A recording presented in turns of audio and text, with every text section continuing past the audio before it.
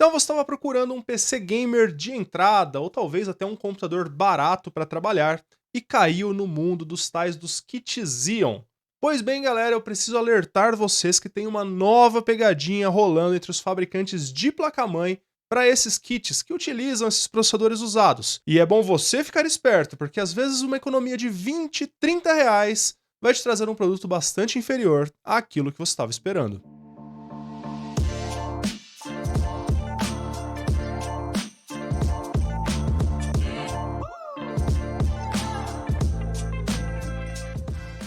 Bom, para quem não me conhece, o meu nome é Mário Mazotti, eu sou programador e tenho esse canal de tecnologia aqui no YouTube. Então, se você gosta de um desses dois assuntos, eu vou convidar você a se inscrever aqui no canal e assim você dá uma força para o canal crescer. E galera, um dos temas que eu falo bastante aqui é o tal do kit Xeon. Esses kits com processadores reaproveitados que foram tirados de servidor lá de 8, 9 anos atrás e estão sendo vendidos a preços de banana no AliExpress. E como você já deve ter percebido, criou-se uma comunidade muito grande em cima desses processadores reutilizados. Não só uma comunidade tipo no YouTube, comunidades de Telegram, Facebook, enfim, mas de fabricantes de placas-mãe que criam placas-mães novas, com peças reaproveitadas, para usar esses processadores. Quando eu digo peças reaproveitadas, eu me refiro a provavelmente só o chipset da placa-mãe, que é uma peça bastante importante e que não existe mais fabricado novo o chipset oficial que era usado pela Intel na época que o X99, que o LGA 2011 V3, que é o socket desses processadores, era o que estava de mais novo no mercado. Esses processadores eles chegam a ser de 10 anos atrás e, obviamente, nem os processadores, nem os chipsets que acompanhavam eles estão mais disponíveis novos no mercado. E então, o que acontece para se fabricar placas-mães novas para essas plataformas é basicamente pegando as placas-mãe antigas e literalmente removendo o chipset que fica ali na placa-mãe. Isso acontece com bastante frequência e todo esse mercado de kits Xeon X99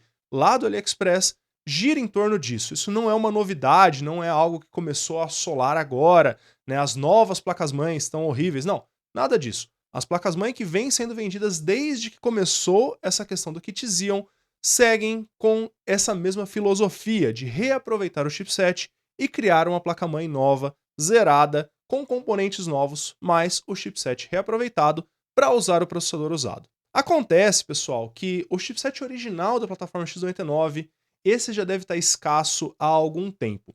Ele era utilizado em servidores e o nome dele é C612. Muitas placas-mãe antigas do começo do kit Xeon, a maioria, até as mais baratinhas, usavam o tal do C612, que é um chipset bastante robusto, tem bastante porta SATA 3, USB 3.0.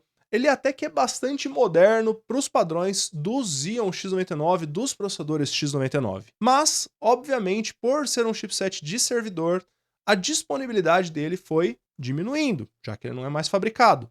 E os fabricantes começaram a utilizar alternativas, como o chipset B85, Q87, Z97. São vários chipsets de desktop usados em placas-mãe bastante convencionais e provavelmente bastante disponíveis na época, e os fabricantes deram um jeito de adaptar para que esses processadores X99, LGA 2011 funcionassem com esses chipsets. E eles precisaram fazer adaptações porque nem o socket dos processadores que eram usados nesses chipsets de desktop são os mesmos que o socket LGA 2011 V3. É completamente separado. E acontece, galera, que eu imagino que até esses chipsets um pouquinho melhores aí, como o B85, que é 87, que eu falei para vocês, devem ter começado a ficar escassos.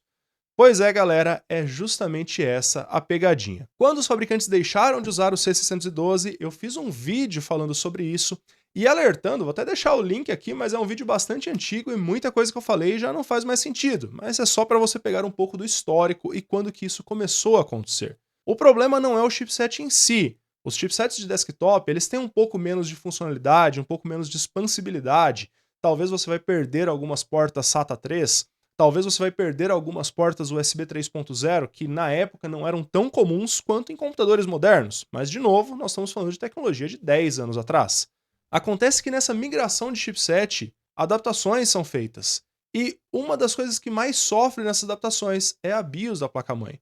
Então as primeiras placas-mãe que surgiram lá atrás com o chipset B85, elas tinham algumas falhas em relação à BIOS delas. Nem tudo funcionava 100% e levou um tempinho até que as placas-mãe realmente boas comecem a sair, e muitas são essas que vendem hoje no mercado, tipo a Machinist X99RS9, o Anansi 8MF saiu um pouco de moda, mas ainda existe, a MR9A e afins. Essas placas-mãe utilizam esses chipsets adaptados, não é o oficial, mas eles já chegaram aí num nível de estabilidade, numa funcionalidade bem legal, e no final o preço dessas placas-mãe acabou caindo, né, em relação às placas-mãe com chipset oficial, que deve ser bem escasso, de novo, porque era de servidor. E acontece que o que está vindo agora tem mais limitações ainda do que esses chipsets já adaptados. Galera, se eu mostrar essa placa-mãe para vocês e essa, são bem parecidas, né? Talvez um pouquinho inferior uma do que a outra, um dissipador um pouco mais simples. E se eu mostrar essa daqui e essa daqui agora da Anansi, também bastante parecidas, né? Que cara de pegadinha, não? Pois é, pessoal, as grandes fabricantes chinesas e também algumas menores estão lançando diversos modelos de placa-mãe agora disponíveis com chipset da linha 50. Vocês lembram que eu disse que os chipsets que eram usados eram 85, 87, 97, linha 90, linha 80, mais ou menos de 10 anos atrás, agora começaram a aparecer placas-mãe com chipsets da linha 50 da Intel. Esses chipsets eles já têm cerca de 12 anos de idade e os fabricantes chineses deram um jeito de adaptar eles para funcionar com os processadores X99. E galera, a questão da idade, a questão de ser adaptado, de novo, as placas-mãe B85 hoje são ótimas. A Machinist MR9A é excelente. O problema é que agora nós chegamos num ponto que está sendo utilizado um chipset tão antigo que você vai abrir mão de funcionalidades que hoje já são assim, o mínimo do mínimo para um PC gamer ou para um PC de escritório, e muitas vezes isso vai acabar representando uma limitação importante para aquilo que você vai usar.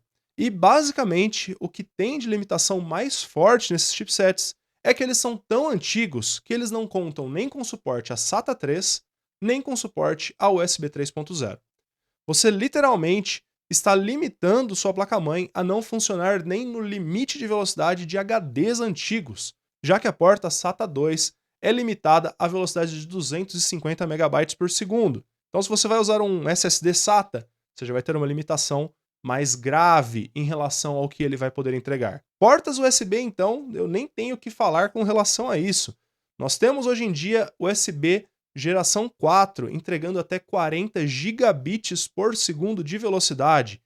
As USB 3.0 dos kits Xeon são antigas e entregam 5 gigabits de velocidade, então elas já são bastante defasadas ao que há de mais novo no mercado.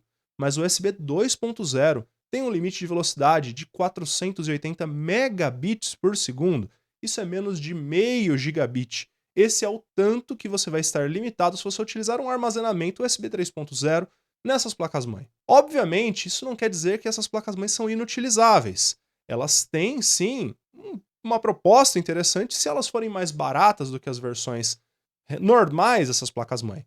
Só que, na minha opinião, tem um pouco de sacanagem embutido na forma como está sendo feito. Quando placas-mãe novas surgem, muitas vezes elas vêm com um design novo, uma carinha nova para elas e você consegue distinguir os modelos com uma certa facilidade.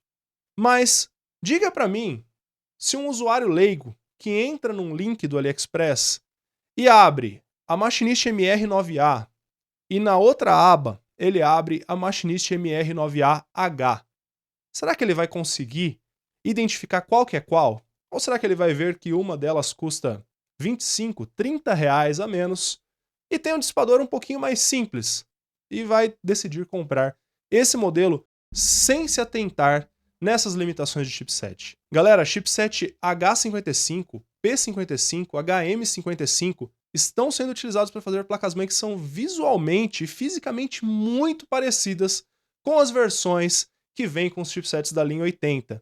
E na minha opinião, muito disso está sendo feito na sacanagem. Não só isso, eu fiz um vídeo recentemente falando sobre como escolher um bom kit Xeon X99. Vou deixar o link aqui para vocês porque esse é um vídeo bastante atual, já desse ano.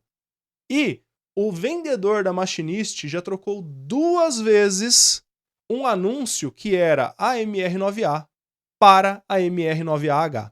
Ou seja, aquele link que eu deixei estimulando o pessoal a entender que aquela era uma boa placa-mãe para eles comprarem, o vendedor foi lá, deve ter visto, olha, nosso estoque da MR9A está meio baixo, tô vendo que esse link tem bastante acesso, preciso vender essa placa-mãe, troca a descrição, troca a foto, coloca a placa-mãe nova. Por sorte, eu tenho excelentes seguidores que me alertaram sobre isso 2 vezes e eu tive que ir lá e trocar os links, né? Obviamente, os links tendem a ficar defasados, mas o vendedor teve a pachorra de trocar o produto de um link que já existia ao invés de criar um produto novo. Afinal, ele aproveita todas as avaliações, ele aproveita tudo o que aconteceu naquele anúncio para incentivar a galera a comprar um produto inferior. E isso, galera, é uma baita sacanagem. A melhor forma de você se precaver e acabar não comprando um produto ali que o cara tá simplesmente empurrando é você acompanhar os produtos, os links mais atuais possíveis.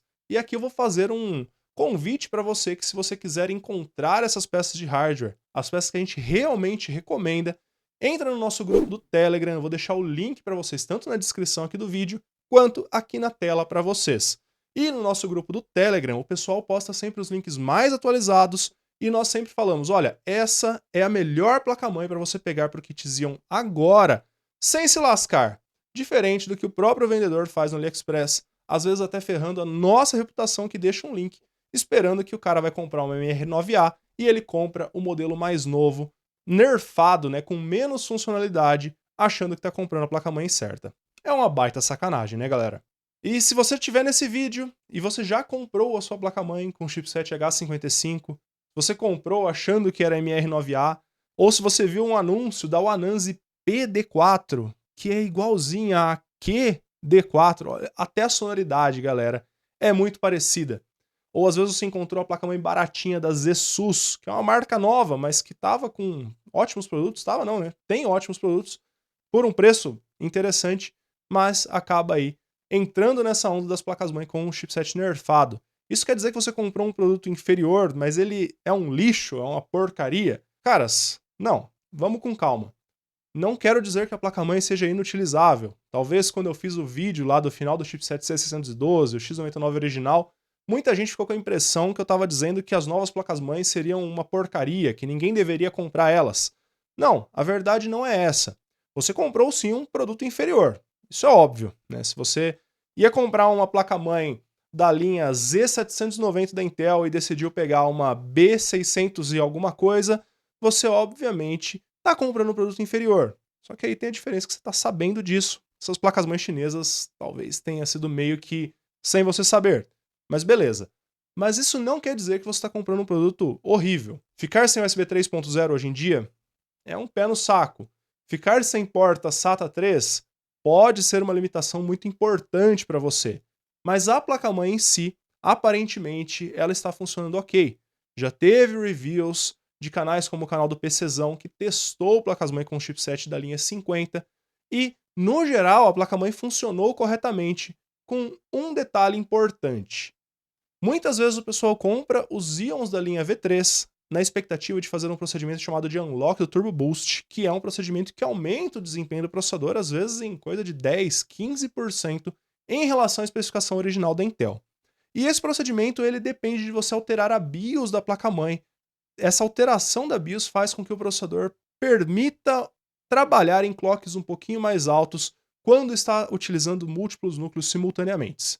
Então, essa alteração, por depender da BIOS, e essas placas-mãe, como eu disse para vocês, são adaptadas, a BIOS precisou ser adaptada para funcionar com esses processadores, infelizmente, o procedimento de unlock não funcionou em pelo menos um modelo dessas placas-mãe, e possivelmente em outros modelos também não funcionaria. O que não quer dizer que, por exemplo, um Xeon V4, que não tem o Unlock do Turbo Boost, é impossível fazer o procedimento, às vezes para ele o funcionamento seria liso e você teria todas as funções como você esperaria que tivesse numa placa-mãe como a MR9A normal, com chipset B85. Então assim, nós temos a limitação das portas SATA, das USB 3.0 e essa limitação do Unlock do Turbo Boost aparentemente não estar funcionando. Tirando essas três, o restante da placa parece estar bem funcional. Os Xeons em si, eles têm bastante linha PCI Express. Se você comprou uma placa-mãe como essa, você pode no futuro, por exemplo, comprar uma placa de USB 3.0 ou uma placa de porta SATA 3. e você vai conectar na placa-mãe e deveria funcionar normalmente. Mas dificilmente hoje a minha recomendação seria comprar essas placas-mãe, enquanto ainda for possível você comprar os modelos com B85, B87, ou às vezes até alguns modelos com o C612, que é o caso da Kiida D4, aquela placa-mãezinha branca. Ela está disponível com o chipset oficial, né, e não custa tão caro. Isso faz com que essas placas com esses novos, velhos chipsets se tornem menos atrativas. Poxa, você vai economizar 20, 30 reais se depois você vai comprar uma placa de USB 3.0 que deve custar, sei lá, 60 no AliExpress. Não faz sentido, né, galera? Agora, em algum momento, possivelmente essas placas vão ser as únicas opções baratas, por causa da quantidade de chipset disponível em relação aos que já devem estar começando a ficarem disponíveis, como a linha 80. E aí, galera, nesse momento em que a diferença de preço tiver, né, efetivamente aberto um grande espaço, aí sim, poxa, se você for economizar 100 reais, nós estamos falando de você comprar uma placa-mãe X99 por 150 reais ou a outra por 260 reais. Pô, são 110 reais de diferença. Talvez esse dinheiro você possa investir aí naquilo que vai fazer mais sentido, tipo um processador mais poderoso, uma placa de vídeo mais poderosa, ao invés de uma placa-mãe que tem USB 3.0, dependendo do seu uso. É lógico, isso sempre depende do seu uso. Se você vai usar um armazenamento USB 3.0, você vai passar raiva.